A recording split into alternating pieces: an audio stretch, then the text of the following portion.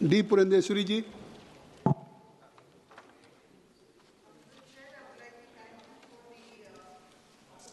It has been given to me to participate in this very sensitive piece of legislation that has been brought in by the Honorable Union Finance Minister, Srimati Nirmala Sitharaman ji.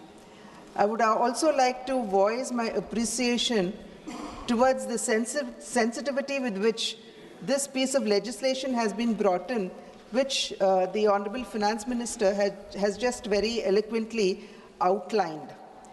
Sir, we all know for a fact that tobacco addiction is a major problem in our country today. And estimates say that about 1.35 million deaths occur annually in our country due to cancer, heart-related diseases or COPD. And COPD would mean diseases that are related to lungs.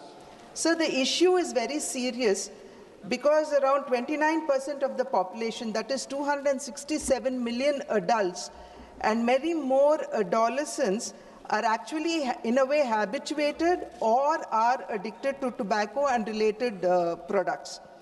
So the challenge is not simply the smokeless tobacco, which actually gives rise to incidences of oral cancer, but also the addictive nature of the tobacco products as well as the marketing tactics which are undertaken by various other sections of our society.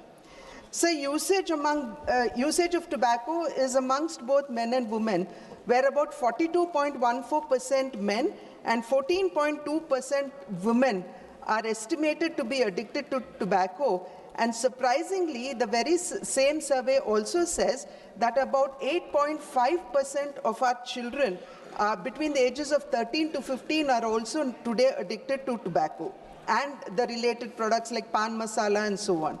So tobacco, therefore, is becoming a major cause of death as well as disability in our country, which is something that we all need to take cognizance of. The issue does not simply stop with people who are smoking tobacco-related items like cigarettes and tobaccos and so on, but it also raises the concern of the passive smokers. And it is estimated that around 30.2% of our population are passive smokers, and this is also negatively impacting the health of that section of society. And when I say passive smokers, these are people who are inhaling the smoke that is let out by people who are smoking cigarettes and tobacco and so on. So India today is said to be the second largest consumer of tobacco and accounts for almost 1/6 of the world's tobacco-related deaths. So this simply speaks of the magnitude of the issue that we have in our country today.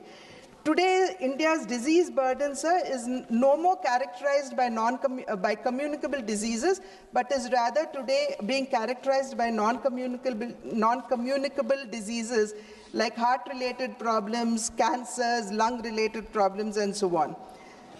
Sir, this only highlights the fact that we need to bring in a change not only in our lifestyles but also the habit, which would mean indulging in hazardous substances like what we have been talking about. So as per the study, cancer and cardiovascular related diseases, they top the list of NCD, that is a non-communicable disease list, and tobacco is also considered to be one of the largest contributors to the burden of non-communicable diseases. India today, sir, accounts for 17% of the world's population, but when it comes to the disease burden, it accounts for 20% of the world disease problems, sir. So this is not a small number that we are looking at. And the non-communicable disease burden, which was around 55% in 2016, is now about 60% deaths because of non-communicable diseases in 2019. So India is a welfare state which is committed to the welfare and well-being of its citizens.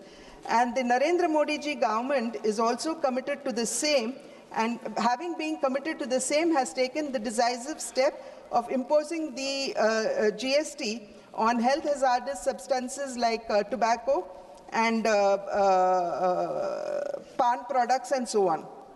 This, sir, is intended to actually discourage people from, this increase is intended to discourage the use of dangerous substances and also simultaneously to generate revenues that would actually be spent on social and health sectors, which is very, very important. As I had mentioned, our commitment to the well-being and welfare of the citizens of our country.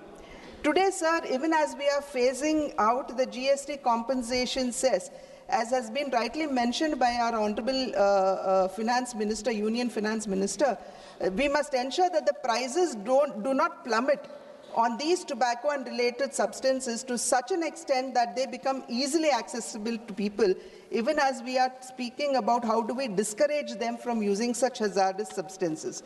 Therefore, sir, this measure that has been undertaken today, it corresponds, it would maintain the price stability, it would protect the vulnerable and the youth sections of our society, and would also act as a deterrent because the prices would not plummet to the extent that we actually fear they would. Sir, even as the government today, as I had mentioned earlier, being a welfare government, seeks to provide food security for the poor through the free ration program that we have undertaken today, where we are providing free ration to about 80 crore poor people, and also to improve the living standards of the middle class, wherein we have actually lowered the tax burden and so on. And we must ensure, sir, that every rupee that is being now collected on this GST is actually expended towards these kind of measures, which could be now further expanded. Sir, with focus on the health sector, the central government today has been able to increase the number of AIMS in our country from the existing 7 in 2014 to 23 today. Medical colleges have doubled from 387 in 2014 to 808 today.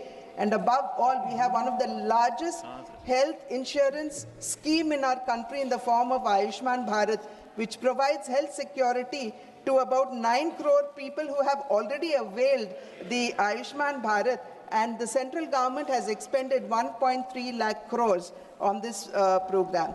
Therefore, sir, every rupee or penny that would be now collected on the GST, we are assured will be expended on such welfare schemes, keeping the welfare and progress of the people, of the citizens of our country in mind.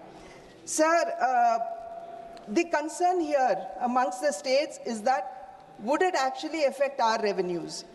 Sir, this we must realize would not affect the state revenues, because the 42% share of the central tax devolutions that should go to the state, as has been recommended by the 15th Finance Commission, would stand as it is.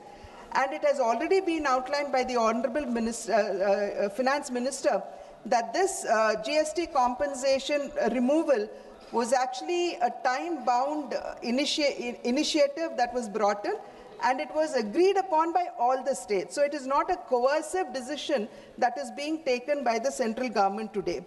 So the only concern here would be the farmers who are indulging in growing of tobacco. In our country today, sir, we have 6 million farmers who are dependent on tobacco crop.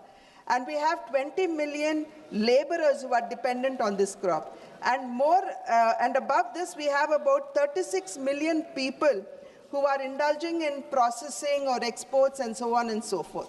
So I would only like to appeal, sir, through you to the Honorable Union Minister for Finance, that along with the Ministry of Commerce and Industry and also with Agriculture, to ensure that the security of these farmers are kept intact, and the issues relating to them would be taken into mind, keeping the fact in mind that the farmers are not averse to any decision that the government would take that is related to the health of the country, but rather they would definitely seek support from the central government when it comes to crop diversification.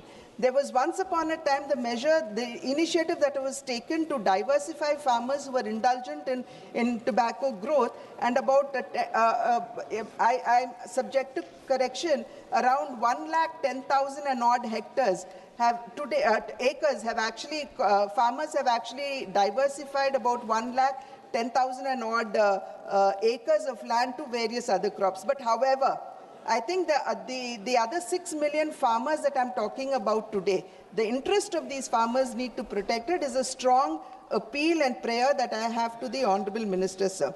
Therefore, sir, having gone into every minute details, we must realize that this calibrated tax adjustment fiscal step, this is to ensure that we have a more healthier and a more productive, because today, when we talk of the youth, the young population in the world, India out of 65% of India's population is under 35 years of age.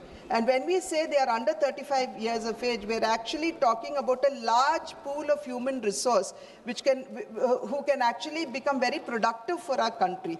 Therefore, sir, this is to ensure that we have a healthier and a more productive human resource pool who would help us in realizing that the dream that we have before us, and that is to achieve a Viksit Bharat by 2047. Thank you, sir.